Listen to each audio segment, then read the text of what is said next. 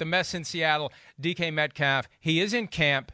He's not practicing. It's not because of the foot injury. It's because he's negotiating a contract. They'll hold in. We saw it work last year for T.J. Watt in Pittsburgh. It's the new trend, and it's a balance. The team would prefer that he practice, but it's better than the guy not being there. He's there. Once he's there, it's very hard to leave. He's there.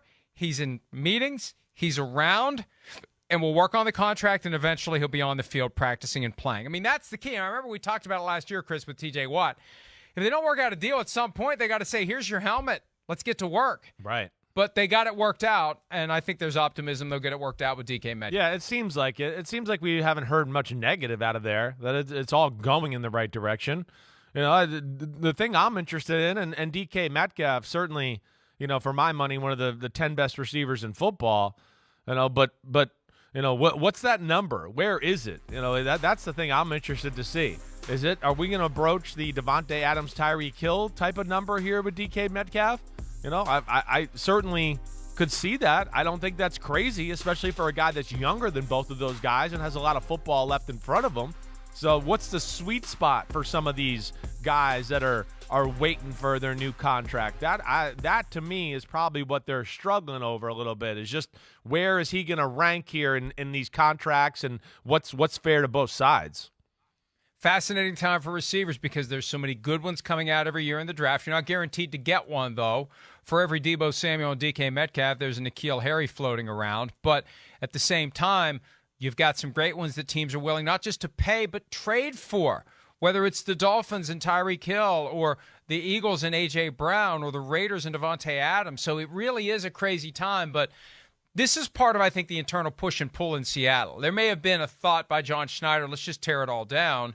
Pete Carroll wants to at least have something that they can build around. And again, it's going to be fascinating, Chris, this year to see if they take full advantage of DK Metcalf, if they use the Deebo Samuel playbook, or just find other ways to get the ball in his hands other than run down the field and try to get open. There are ways, as you've said countless times, to get a football in a receiver's hands without relying upon him to get open when he's facing double coverage everywhere he goes. Yeah, that's right. I mean, they have not been the most creative of getting DK Metcalf the ball.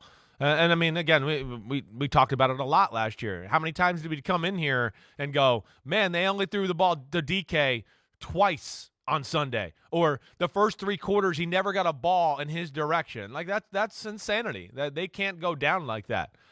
He's a physical freak. I just don't know. Yes, exactly. How are they going to value him with this current status of their football team? I would think, you know, there was a thought that really they were going to tear it down there in Seattle, and I'd heard some people I trusted around the league that, you know, that there was a lot of people in the building that wanted a complete teardown. And that Pete was kind of the one that was like, wait, no, lock it.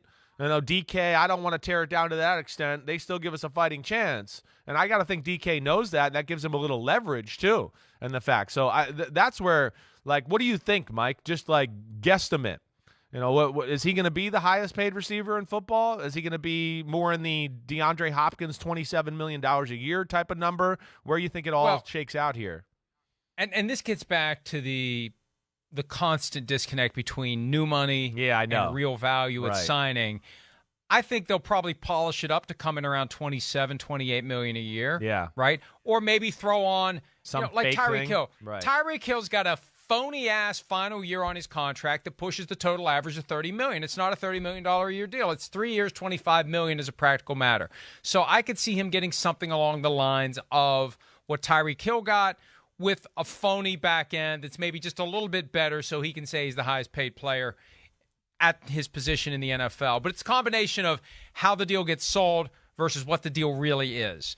And he's still got that 1 year left on his rookie contract, so to be an extension on that, I could see a 4 or 5 year extension that on paper makes him the highest paid player in the NFL at the receiver position, but then when we dig into it, we'll find out what it's really worth. But either way, he deserves it, and it looks like they're going to give it to him.